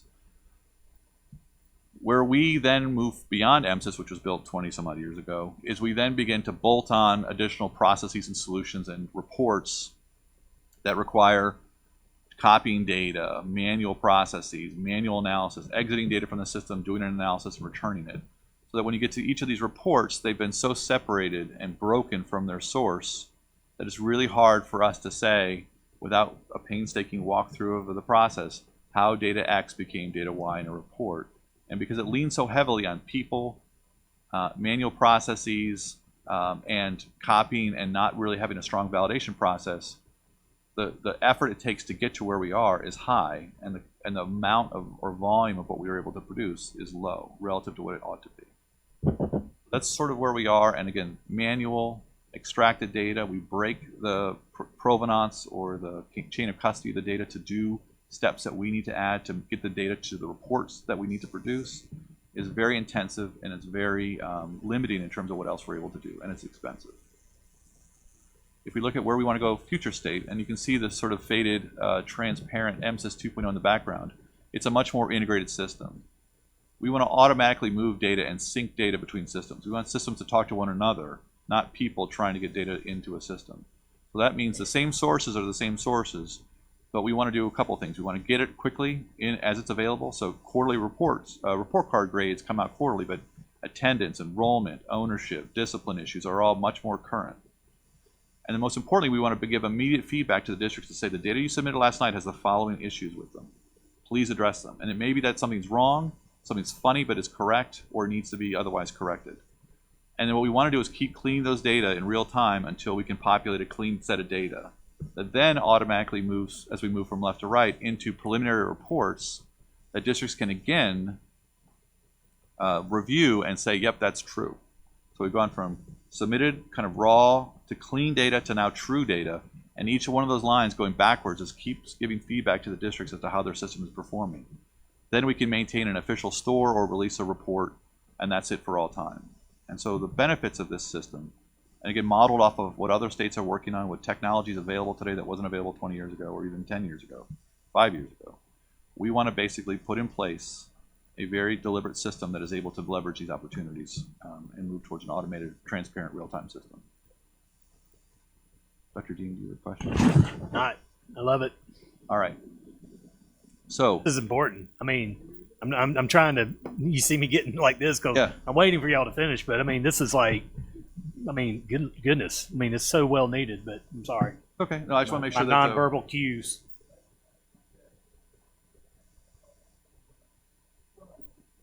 That's what I'm saying. That's exactly what I was thinking, Johnny. Right. Right. Let's get to meat and potatoes. Okay. So in terms of phases, we're talking about looking over the next 4 years and breaking up into 2 phases. We're about to enter phase 1, FY 2020, and the goal is to get to an operational system that was in green a moment ago by end of 2023 fiscal year. There will be future phases. There will be other stuff we'll need to do. I mentioned in the budget meeting yesterday, there are other systems like the nutrition system, the ELM system, and so forth.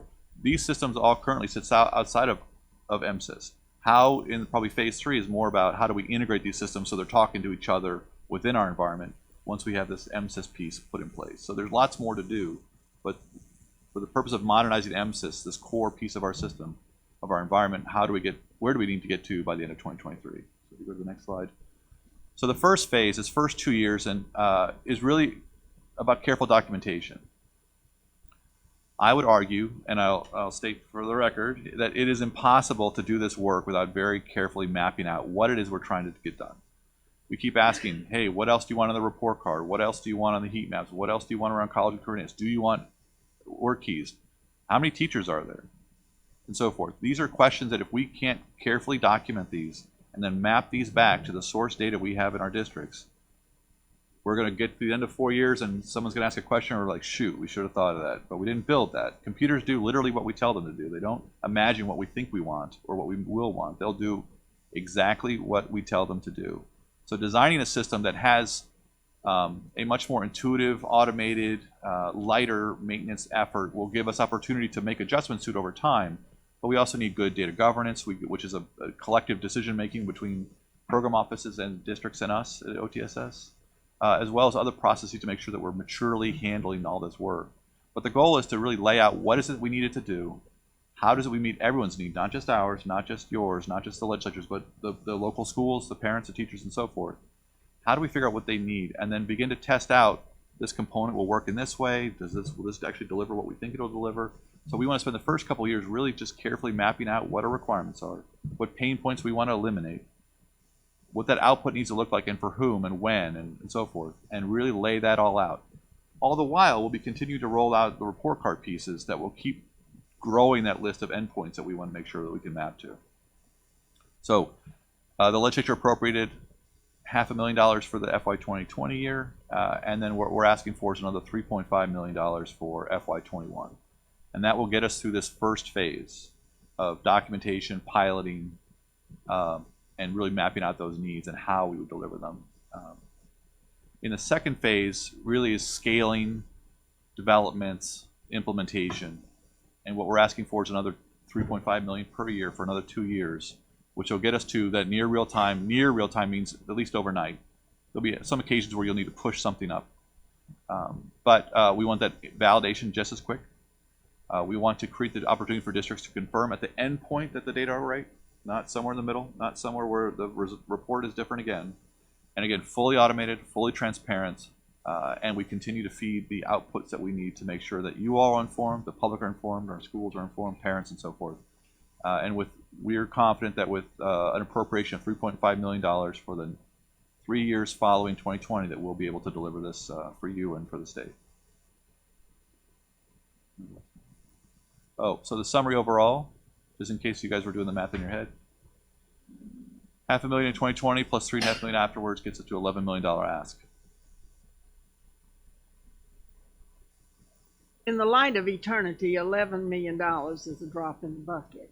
And so, but, you know, local districts ought to be lobbying their representatives for this appropriation, because it's critical to them to have good data so that they can present their issues to the public or present their information to the public. And so that, I mean, they ought to be lobbying their people and explaining why this is critical, as opposed to saying, you all have it, or us having to go over and say, you know, this is why. This is a local issue, and they ought to be working this. 140 plus of them, and there's... Yeah. Yep, just a couple for me. A good presentation, by the way. Very easy to understand for me. Every time you put that chart up there, I was like, yeah, I like that. All right. Just two quick questions for me. Does this money also include cyber risk prevention? Oh, yeah. It's all bundled in Yeah. So for cyber. Once we got the legislation or the appropriation for this time, we began to map out our requirements to try and get some additional outside help to expend those dollars in a way that would deliver this back. And part of that is dealing with a number of sort of key process areas as well as key technical challenges. And security and privacy is foremost on our mind. Okay. So absolutely. Okay. And then the last question, is the constraint for making this happen sooner money or time? Like, why do we need to wait 3 years? Is it money or time needed? I think time is the biggest issue in terms of the level of detail we need to get to. The money will help us get that work done, and it may be based on the appropriation, whether we can try and push some things faster or slower. But we also have to keep the lights on and keep the trains running. So, Deborah's going to continue rolling out these quarterly report card updates. That's not like we're going to stop work. So I think part of the challenge is going to be, and I've lived with this in Oklahoma and New Mexico prior to coming to Mississippi, is the very people who have the expertise. You can hire somebody to come in and tell you what they see in your environment, but unless it's valid and true and resonates with our people, with the districts and so forth, it can be a little pie in the sky. And building off of an unvalidated plan or unvalidated map is really, really, so I want to make sure that we're being deliberate and but patient but moving forward with as much purpose and expediency as possible.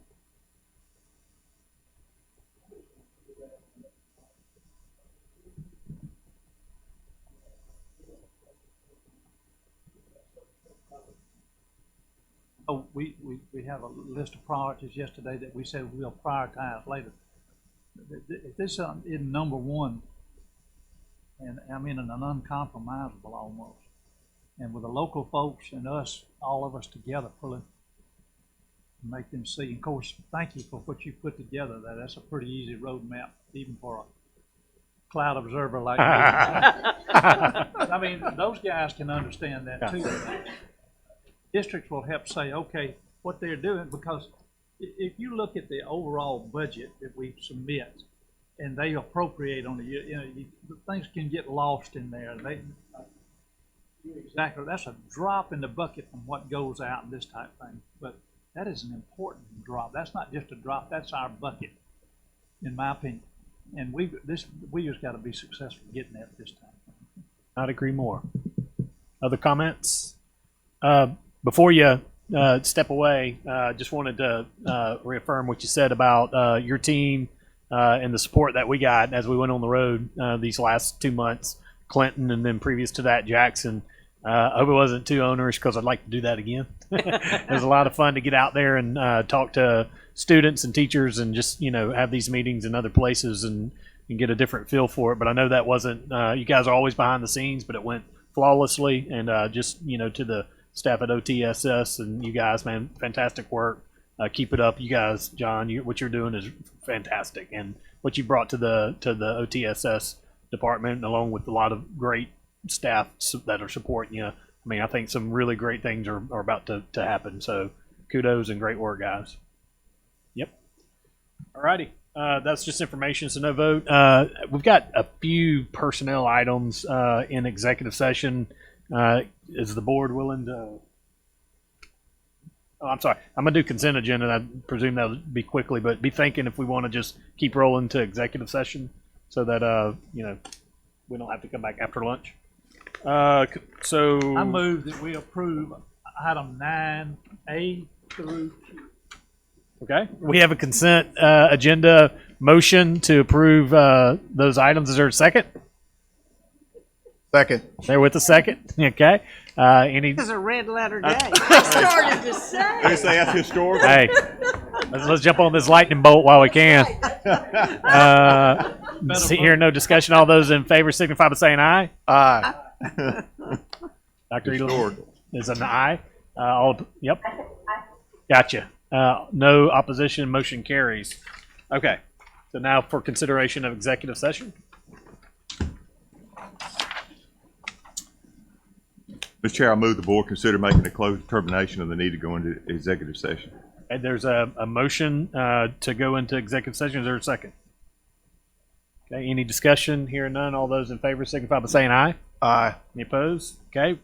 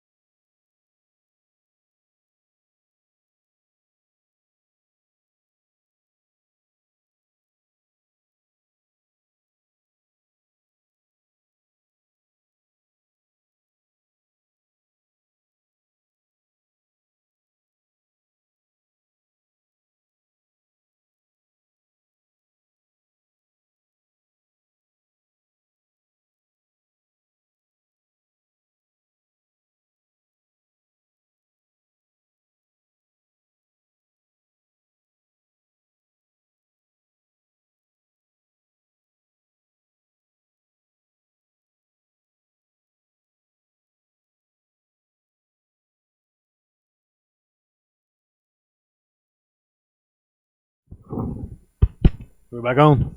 During executive session, we had 4 personnel matters. We approved the appointment of Ed Bureau Director Devin Cantwell to serve as Director of Data Analytics within the Office of District and School Performance. Second, we approved the appointment of Miss Madeline Harris as an Education Bureau Director 2 to serve as Director of Student Assessment for Mississippi Schools for Blind and Deaf. We approved the appointment of Dr. Amy Chandler Brown as Ed Bureau Manager to serve as Director of Career and Technical Education.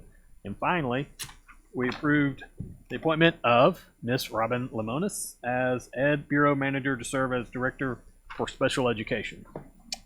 Okay. Kind of wrapping it up here. Report on any meetings attended. Any reports? I not necessarily a meeting, but I had the honor again, the second time I got to go to the Mississippi School for Math and Science to participate in a graduation ceremony. Again, great things are going on up there in Columbus, and vast majority of the whatever 125 or 150 students it was that graduating were staying in Mississippi, going to Ole Miss, Mississippi State, Southern. There's one Jackson State. Lots of folks going to University of Alabama, Huntsville. It's interesting to note. Lots of Ivy League, but fantastic experience. And Dr. McConnell is doing incredible work up there. So number 2 is approval of attendance meetings. We need a motion to allow Dr. Kelly to attend the NASB new member orientation meeting that will be held June 13th through 15th in Alexandria. So moved. Motion and a second. Any discussion? Hearing none, all those in favor signify by saying aye. Aye. No opposed. Okay, motion carries. Other business, the July board meeting will be held on July. Ma'am? I'm sorry. The July board meeting will be held on July 18th, 2019, Jackson, Mississippi, at the Central High School building, starting at 10 a.m. Now, with that being said, I'll entertain a motion to adjourn. There. Mm-hmm.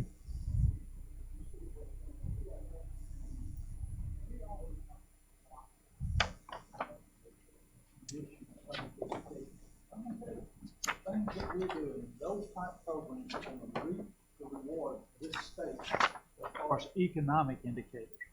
If we could fill those jobs and technology that are out there in our state, that's going to help income, tax income,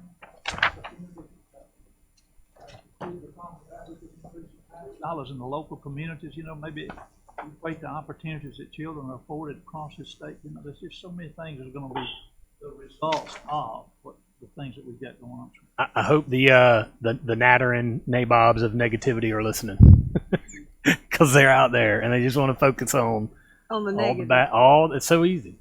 I was thinking while we were looking at the presentation from Starkville, in 1985, my younger brother was an engineer, and he was sent by his company to Germany to learn how to use a robot in his business. And now you see kindergarten and first graders doing that. And he became a consultant in that because he was one of the few people who knew how to use a robot to cut fabric and to lay out whatever. I mean, just think that, what's that, 86? That's 33 years ago. So just think how far we've come in 33 years. It's incredible for sure. And it's like I said earlier, super encouraging to see those sort of things going on and giving our public school students an opportunity to compete. And that's what it's all about. So I'll also want to say. Wait. Yeah. You could call me John. Yeah. Mr. Bailey, please. I was going to say, we just a reminder that a lot of those courses, the courses are vocational courses, and we got less than 1% of our money going into that CPE component. And if we say that that's where we want to make a difference, that's the job that we're going to fill, let's look at what that funding mechanism looks like. I could not agree more. And when Dr. Brown gets settled in, I can't wait to. Oh, there she Hello. is. Oh, well, congratulations. Welcome. We have a thank you for agreeing to serve in this capacity and serve the state. And thank you for your work you previously did in Madison. I'm just going to tell you right now, the sense of the board is career and technical ed has matured to a much greater focus, and so we're going to get to know you quite well. And thank you for being here, and look forward to yes, ma'am. Having you. This is going to be a great partnership. So thank you. Mr. Johnny, would you repeat that? You repeat that? No. The motion. The motion. I'll entertain a motion to I adjourn. might not want to repeat what you said. But it'll be quiet long enough. Let's Yeah. Motion to adjourn. There's a second. Any discussion here? None. All those in favor signify by saying aye. Aye. Any opposed? None. All right. We stand Safe adjourned.